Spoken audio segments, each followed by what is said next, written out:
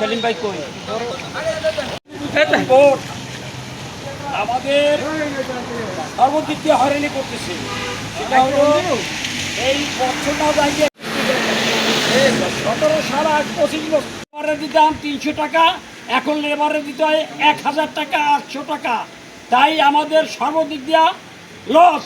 এরপরে বর্তমান সরকার আইসা আমাদের 4% আয়কর বৃদ্ধি করছে। আমরা আগামীতে টেন্ডারে অ্যাটেন্ড করতে চাই না। কারণ সেটা হচ্ছে আমরা বিগত দিনে যে রেটগুলো আমাদের সরকার বৃদ্ধি করা হয়েছিল,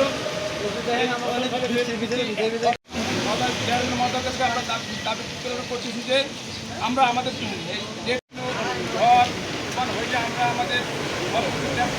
দেখে তাহলে আমরা আর কাজ করতে পারবো না। বিদায় আমরা তাদের কাছে বিগত দিনে আজ 25 বছর যাবৎ কাজ করি এই পল্লী বিদ্যুতে আরইবির মাধ্যমে এবং সমিতির মাধ্যমে। আমাদের তারা সরকারি আয়কর ভ্যাট বাড়াইতেই আছে, অথচ আমাদের রেট বাড়াইতেছে না।